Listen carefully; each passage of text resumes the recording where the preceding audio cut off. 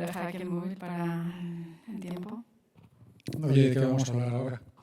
Vamos a hablar de hostelería sostenible. ¿Hostelería sostenible? ¿Pero eso realmente existe la hostelería De sostenible? cómo gestionar un restaurante sin cargarte el planeta. Vamos a intentar. Ostras, yo eso lo veo a veces un poco complicado, ¿no? Cuando ves allá a los restaurantes con tanto residuo que van sacando hacia afuera, hacia afuera. Sí, sí, pero es la realidad. O sea, o gestionamos de manera más sostenible los restaurantes o todos los negocios o no podemos seguir aquí viviendo.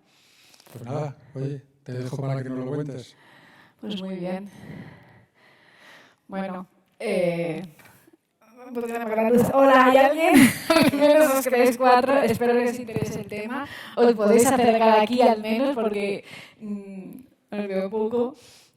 Me llamo Isabel Coder, soy especialista en hostelería sostenible y fundadora de Te lo sirvo verde, que es la primera consultora ambiental especializada en sostenibilidad.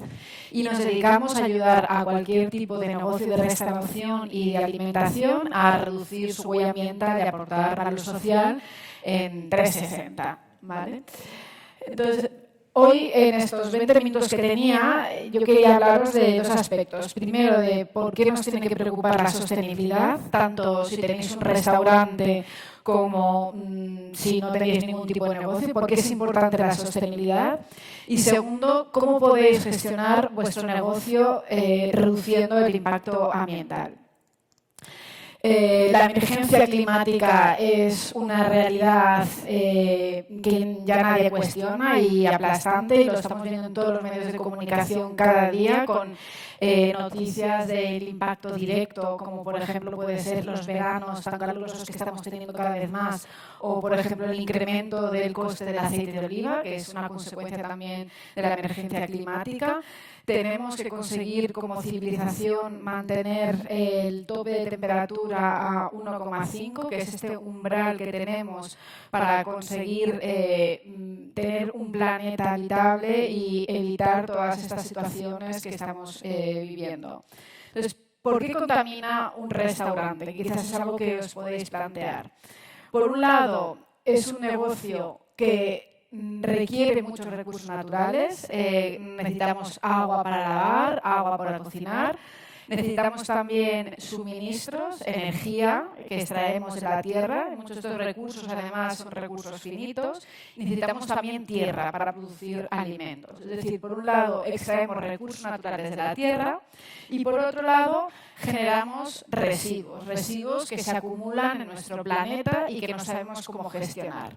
Estos residuos pueden ser de varios tipos, los más habituales, seguro que os vienen a la cabeza, los residuos orgánicos, pero también nos encontramos muchos residuos inorgánicos, como pueden ser los plásticos, las monodosis, etcétera, y también los residuos químicos, los detergentes, de los que muy pocas veces se habla. O sea, consumimos recursos naturales de la tierra que nos regala, la llenamos de basura y además toda la logística que acompaña a la gestión de estos restaurantes ocasiona o emite gases efectos invernadero, que contribuyen todos estos al calentamiento global, al agotamiento de recursos y a la contaminación de ecosistemas. ¿Vale? Esta es, digamos, la fotografía de por qué contamina un restaurante.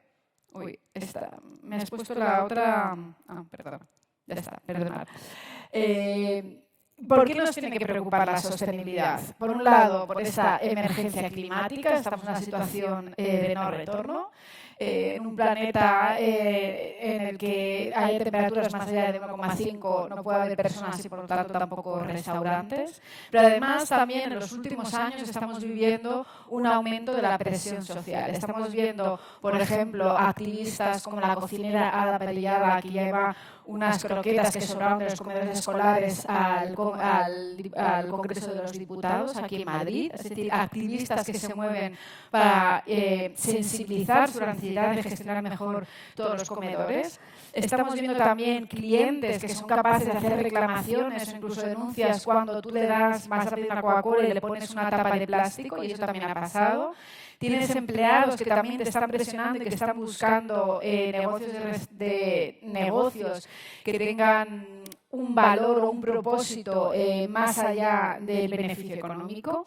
Y después también cada vez los fondos de inversión buscan empresas o condicionan el ceder este dinero a cambio de una transformación social y ambiental de la empresa, ¿no? Tenemos la emergencia climática, tenemos la presión social y después también tenemos la presión normativa, que seguramente ya conocéis, pero muchas de esas nuevas normas que están saliendo inciden directamente en nuestro sector, en el sector de la restauración.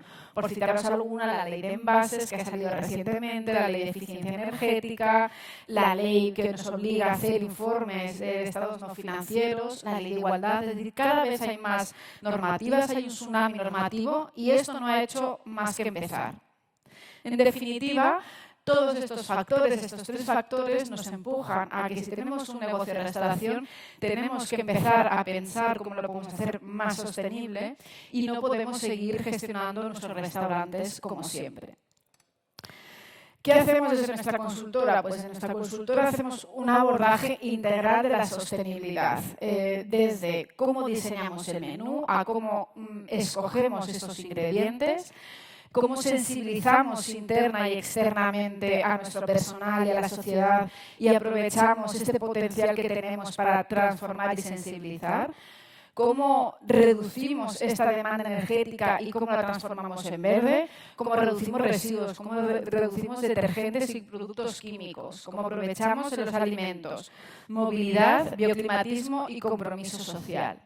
Pero como hoy no lo podíamos hablar todo, lo que he hecho es un pequeño extracto de casos de éxito y ejemplos de los que yo he visto que esto se podía aplicar de manera práctica.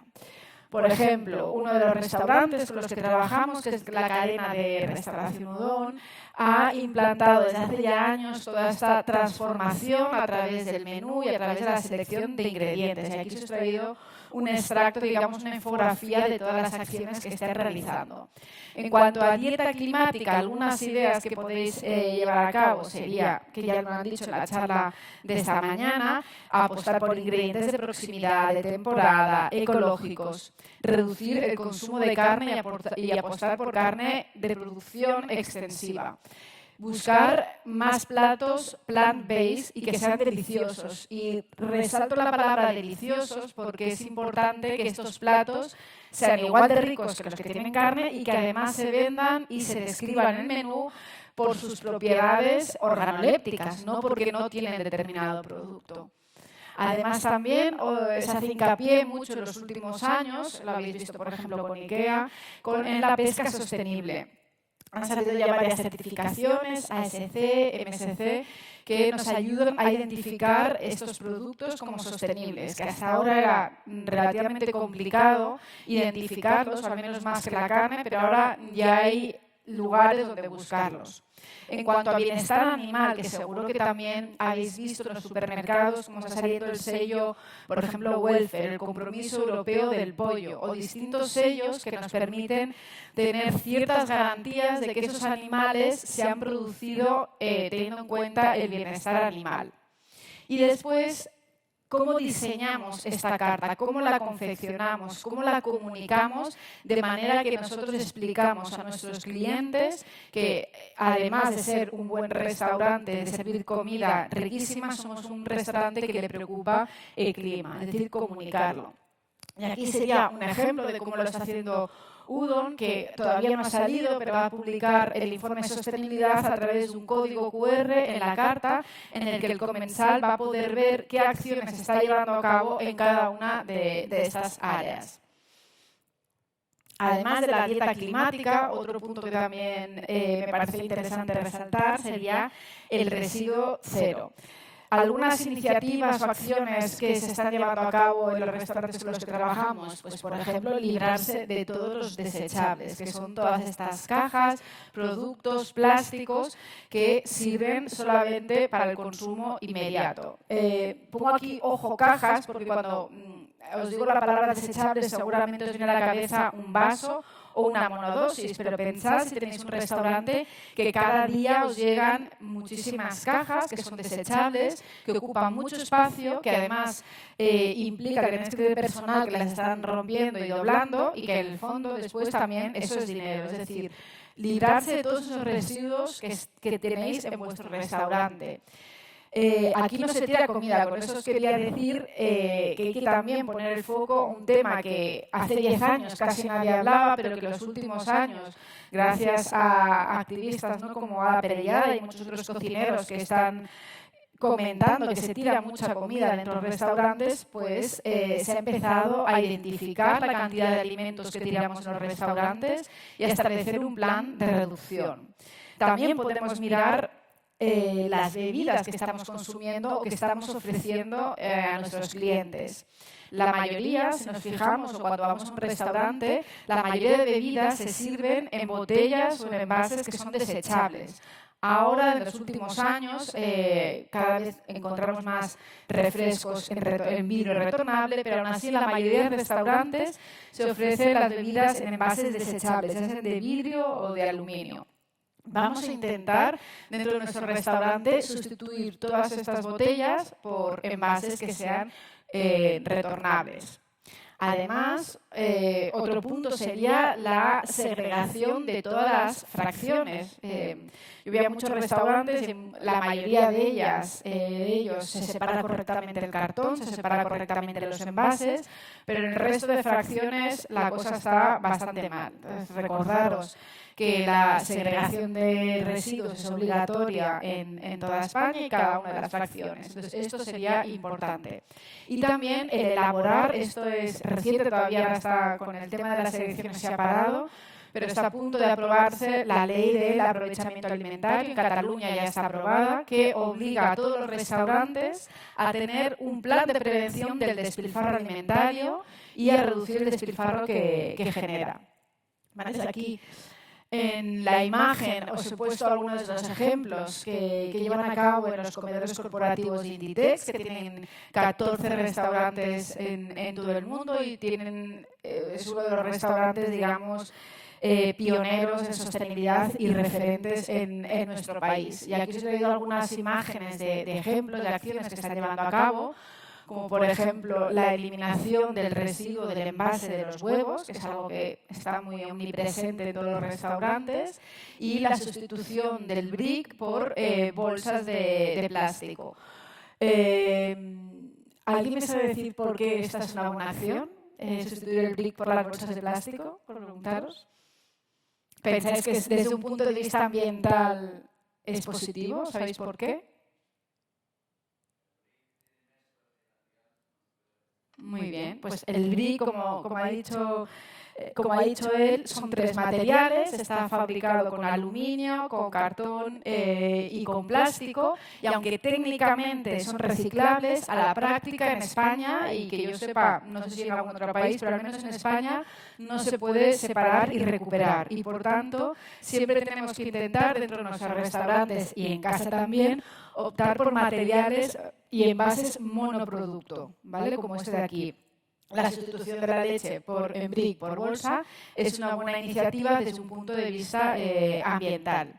Aquí se han indicado también algunas leyes que refuerzan todas estas acciones de envases, desperdicio y economía circular y que nos vamos a ir encontrando a lo largo de los próximos 10-15 años. Y que ya tenemos aquí, pero que cada vez la normativa cada vez va a ir presionando más. Otro de los puntos que yo quería resaltar también sería la necesidad de reducir el consumo energético y de analizar las emisiones que generamos dentro de nuestro negocio. ¿Esto cómo lo podemos hacer?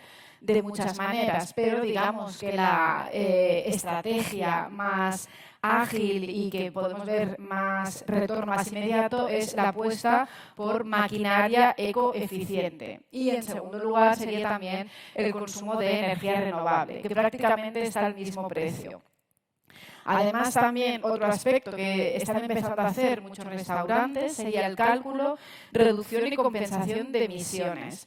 Aquí me gusta poner el énfasis en la reducción más que en el cálculo, porque muchas empresas digamos que se ponen la medalla, que no está mal, en la compensación, pero no tenemos que perder el foco, que lo importante es reducir la cantidad de energía que estamos consumiendo. Y eso lo hacemos con prácticas como reducir la apuesta por equipos ecoeficientes, apagar las luces, etcétera, diseño de cocinas en clave ambiental, es decir, poner el foco en la reducción.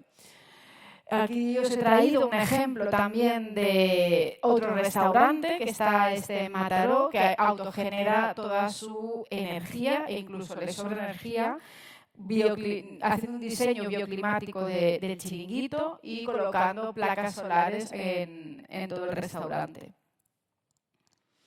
Y también tenemos nuevas leyes que nos obligan, hace creo que 2 años, hace ya, las medidas de ahorro energético que nos obligan a tener, por ejemplo, las puertas cerradas en verano para evitar que se vaya el calor, y también la ley del cambio climático, que para las empresas, en este caso grandes, que facturen bastante, les obligan a hacer el cálculo de la huella ambiental y la compensación también.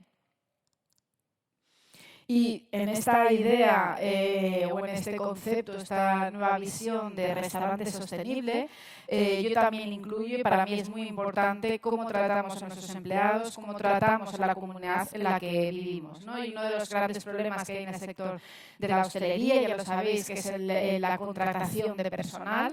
Y un aspecto que tenemos que tener en cuenta es cuidar de las personas con las que trabajamos, que tengan salarios dignos, no solo las personas, sino también los proveedores. Es bastante habitual el pagar a los proveedores a 3-4 meses. Si nosotros queremos promover la justicia social, lo que no podemos esperar es quedarnos con un producto y pagar a los 4 meses. Es decir, tener una política de trato justo a todas las personas con las que le relacionamos también es algo muy importante y que tenemos en cuenta con todos los negocios con los que trabajamos. Aquí os he traído también algunos ejemplos.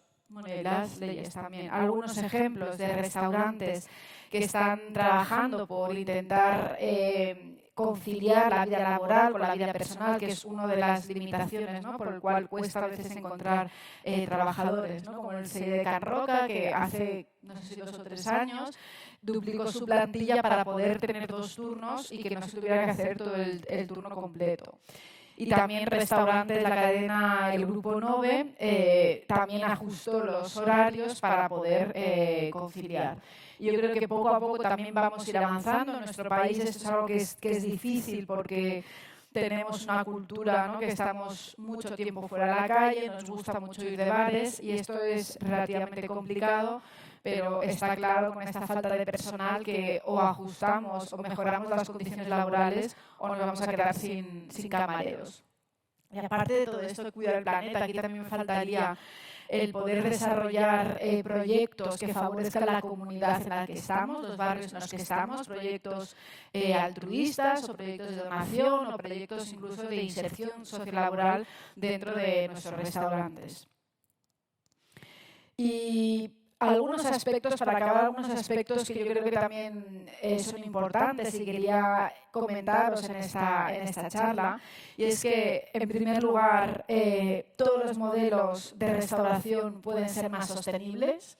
Tenemos, bueno, no sé si vosotras o no, pero la idea muchas veces de que determinados restaurantes, por ejemplo los fast food, no pueden ser sostenibles. O si sirves perritos calientes, tú no puedes ser un restaurante sostenible.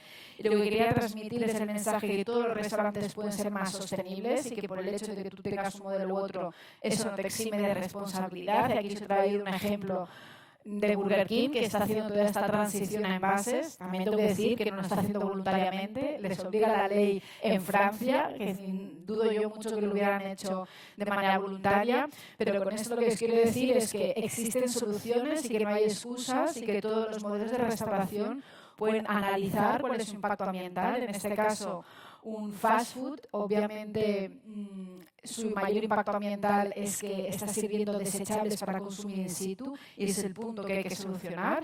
Y con esta ley que ha salido en Francia nos está aportando muchas ideas. No está siendo fácil tampoco, pero esta es la vía, ¿no?, el evitar generar el desechable. La primera idea sería esta: todos los modelos de restauración pueden ser más sostenibles.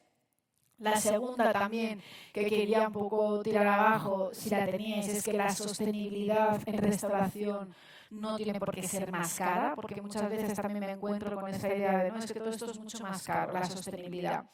Pues depende de cómo hagas esta transición, depende de qué apartados o qué áreas abordes y cómo lo hagas.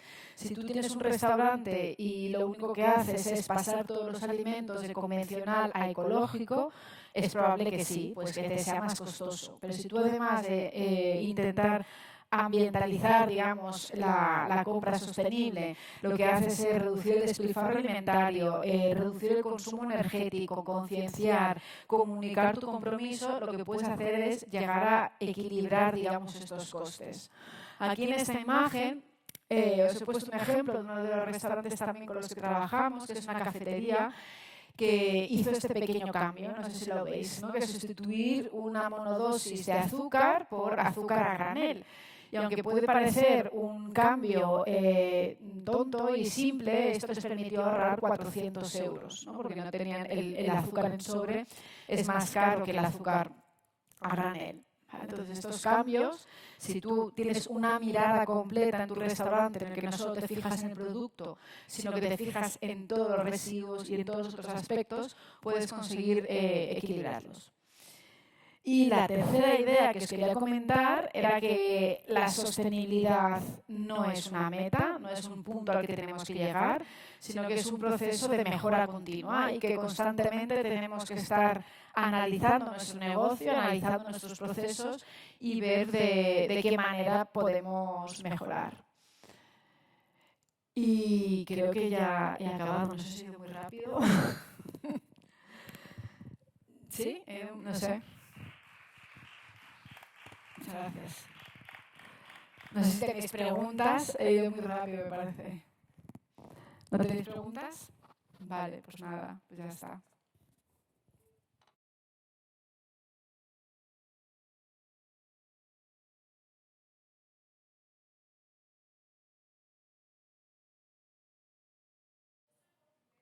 Sí.